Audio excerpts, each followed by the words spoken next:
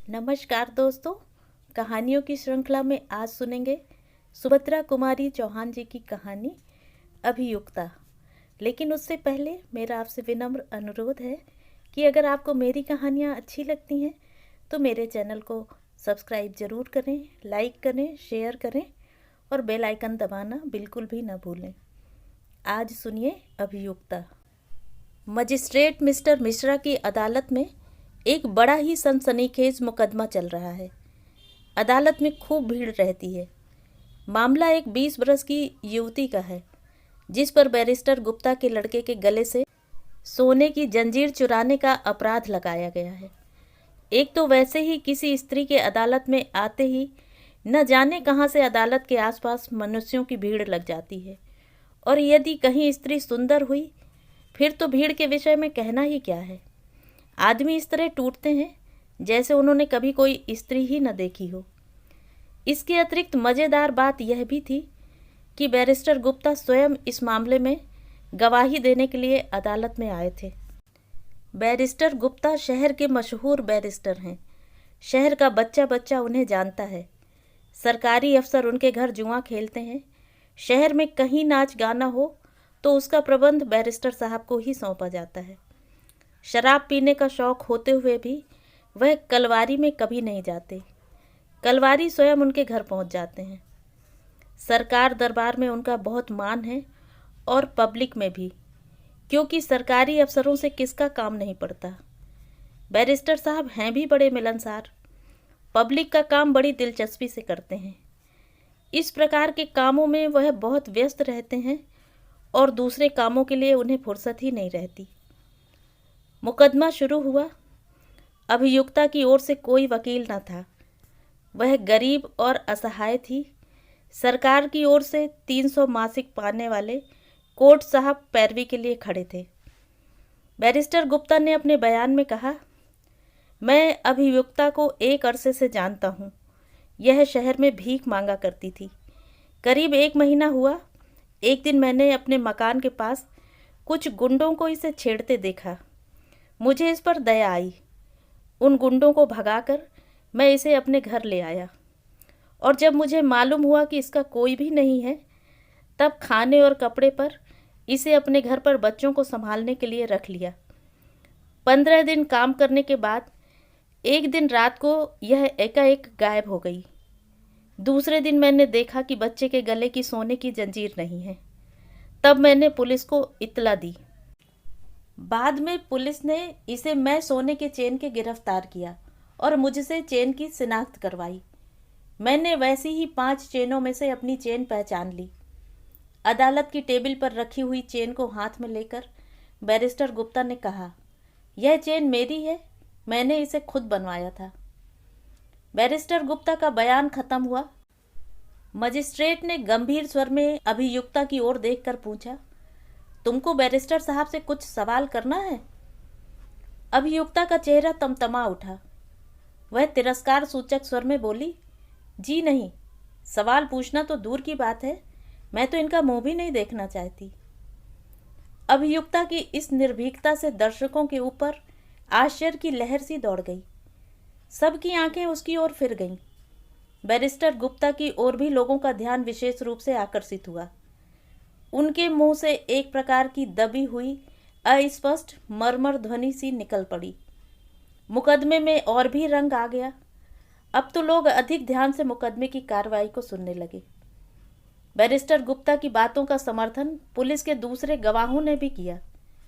एक सर्राफ ने आकर कहा, मेरी दुकान से सोना लेकर बैरिस्टर साहब ने मेरे सामने ही यह चेन सुनार को बनाने के लिए दी थी। एक सुनार ने आकर बयान दिया, यह चेन बैरिस्टर साहब के लिए मैंने ही अपने हाथों से बनाकर उन्हें दी थी। तफ्तीश करने वाले थानेदार ने बतलाया कि किस प्रकार उन्होंने अभियुक्ता का पता लगाया और किस तरह चेन मांगते ही उसने यह चेन अपनी कमर से निकाल कर दे दी।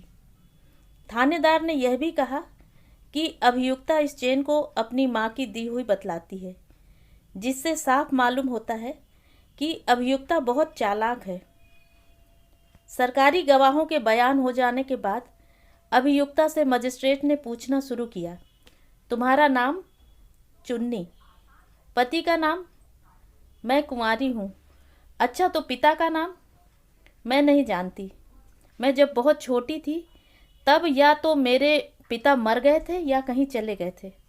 मैंने उन्हें देखा ही नहीं। मेरी माँ ने मुझे कभी उनका नाम भी नहीं बतलाया। और अब तो कुछ दिन हुए मेरी माँ का भी देहांत हो गया। कहते कहते अभियुक्ता की आंखें डबडबा आईं। दोनों हाथों से अपना मुंह ढककर वह सिसकियां लेने लगी। दर्शकों ने सहानुभूतिपूर्वक अभियुक्ता की ओर देखा, किंतु कोर्ट इंस्पेक्टर ने कड़े स्वर में कहा, यह नाटक यहाँ मत करो। जो कुछ साहब पूछते हैं उसका जवाब दो।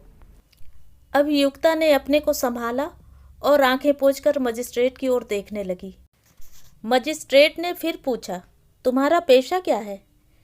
मैं मजदूरी करती हूँ और जब काम नहीं मिलता तब भीख मांगती हूँ, अभियुक्ता ने कहा। मजिस्ट्रेट ने प्रश्न किया, रहती कहाँ हो? जहाँ जगह मिल जाती है। तुमने बैरिस्टर गुप्ता के घर नौकरी की थी? जी हाँ। यह चेन तुमने उनके बच्चे के गले से चुराई? चेन को हाथ में लेकर मजिस्ट्रेट ने पूछा। अभियुक्ता ने बैरिस्टर गुप्ता की ओर देखा। उसकी इस दृष्टि में घृणा और क्रोध टपक रहा था। फिर उसने मजिस्ट्रेट की ओर देखकर दृढ़ता से कहा, मैंने जंजीर चुराई नहीं, वह मेरी ही है।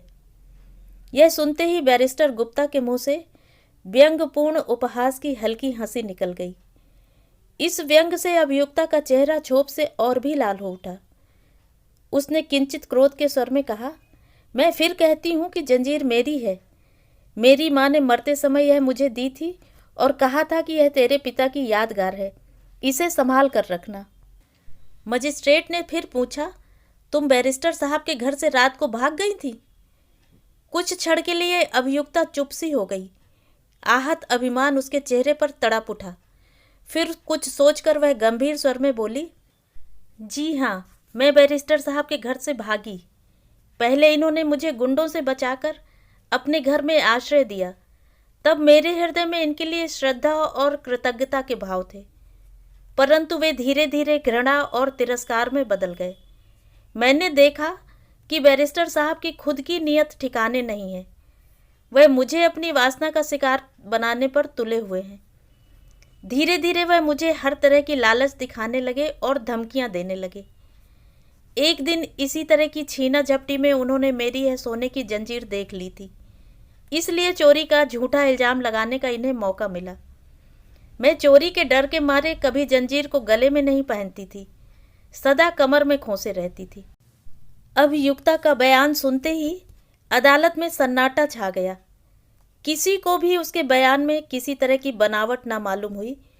बैरिस्टर साहब के प्रति घृणा और अभियुक्ता की ओर सहानुभूति के भावों से दर्शक समाज का हृदय ओतप्रोत हो गया। सभी दिल से चाहने लगे कि वह छूट जावे, परंतु कानूनी कठिनाइयों को सोचकर सब निराश से हो गए। चेन उसकी होते हुए भी भला बेचारी इस बात का सबूत कहाँ से देगी कि चेन उसी की है। सफाई की पेशी का दिन आया। आज तो अदालत में दर्शकों की भीड़ के कारण तिल भर भी जगह खाली न थी। प्रत्येक के चेहरे पर उत्सुकता छाई थी। कौन जाने क्या होता है, कहीं बेचारी की चेन भी छिने और जेल भी भेजी जाए। यह न्यायालय तो केवल न्याय के ढोंग के लिए ही होते हैं। न्याय के नाम से सरासर अन्याय होता है। अदालतें धनवानों की हैं, गरीबों की नहीं। इस प्रकार की अनेक आलोचनाएं कानाफूसी के रूप में दर्शकों के मुंह से निकल रही थीं। अंत में मजिस्ट्रेट की आवाज से अदालत में निस्तब्धता छा गई। उन्होंने अभियुक्ता से पूछा, क्या तुम इस बात का सबूत दे सकती हो कि यह चेन तुम्हारी है? जी हाँ। क्या सबूत है? तुम्हारे कोई गवाह हैं? मेरा सबूत और गवाह वही चेन है, अभियुक्ता ने चेन की ओर इशारा करते हुए कहा। सब ने संदेह सूचक सिर हिलाया। कुछ ने सोचा शायद यह लड़की पागल हो गई है। मजिस्ट्रेट ने पूछा, वह कैसे? अब उनकी दिलचस्पी और बढ़ गई थी। चेन मेरे हाथ में दीजिए, मैं आपको बतला दूंगी। मजिस्ट्रेट के इशारे से कोर्ट साहब ने चेन उठाकर अभियुक्ता के हाथ में दे दी। चेन दो लड़ी थी और उसके बीच में एक हृदय के आकार का छोटा सा लॉकेट था। जो ऊपर से देखने में ठोस मालूम पड़ता था, परंतु अभियुक्ता ने उसे इस तरह दबाया कि वह खुल गया। उसे खोलकर उसने मजिस्ट्रेट साहब को दिखलाया। फिर बोली, यही मेरा सबूत है, यह मेरे पिता की तस्वीर है। मजिस्ट्रेट ने उत्सुकता से वह लॉकेट अपने हाथ में लेकर देखा और देखते ही रह गए। लॉकेट के अंदर एक 20 वर्ष के युवक का फोटो था। मजिस्ट्रेट ने उसे देखा। उनकी दृष्टि के सामने से एक धुंधला सा चित्रपट फिर गया। 20 वर्ष पहले वह कॉलेज में बीए फाइनल में पढ़ते थे। उनके मेस की महाराजिन बुढ़िया थी, इसलिए कभी कभी उसकी नातिन भी रोटी बनाने आ जाया करती थी। उसका बनाया हुआ भोजन बहुत मधुर होता था। वह थी भी बड़ी हंसमुख और भोली। धीरे धीरे वह उसे अच्छी अच्छी चीजें देने लगे। छिप छिप कर मिलना जुलना भी प्रारंभ हुआ। वह रात के समय बुढ़िया महाराजिन और उसकी नातिन को उसके घर तक पहुंचाने भी जाने लगे। एक रात को वह लड़की अकेली थी। चांदनी रात थी और बसंती हवा भी चल रही थी। घने वृक्षों के नीचे अंधकार और चांदनी के टुकड़े आंख मिचौनी खेल रहे थे। वहीं कहीं एकांत में उन्होंने अपने आप को खो दिया। कॉलेज बंद हुआ और विदाई का समय आया। उस रोती हुई प्रेयसी को उन्होंने एक सोने की चेन मैं फोटो वाले लॉकेट के अपने यादगार में दी। सिसकियों और हृदय स्पंदन के साथ बड़ी कठिनाई से वह विदा हुए। वह उनका अंतिम मिलन था। उसके बाद वह उस कॉलेज में पढ़ने के लिए नहीं गए, क्योंकि वहाँ लॉ क्लास नहीं थी। वह धीरे धीरे उन सब बातों को स्वप्न की तरह भूल गए। किंतु आज इस लॉकेट ने उनके उस प्रणय के परिणाम को उनके सामने प्रत्यक्ष लाकर खड़ा कर दिया। उन्होंने सोचा, तो क्या यह मेरी ही? इतने में लॉकेट उनके हाथ से छूटकर टेबल पर खट से गिर पड़ा। उसकी आवाज़ से वह चौंक से पड़े। दर्शक भी चौंक उठे। मजिस्ट्रेट ने सिर नीचा किए हुए कहा, अभियुक्ता निर्दोष है, उसे जाने दो। यह कहते हुए वह तुरंत उठकर खड़े हो गए, जैसे न्यायाधीश की कुर्सी ने उन्हें काट खाया हो। तो यह थी कहानी। कहानी आपको कैसी लगी कमेंट करके ज़रूर बताएं।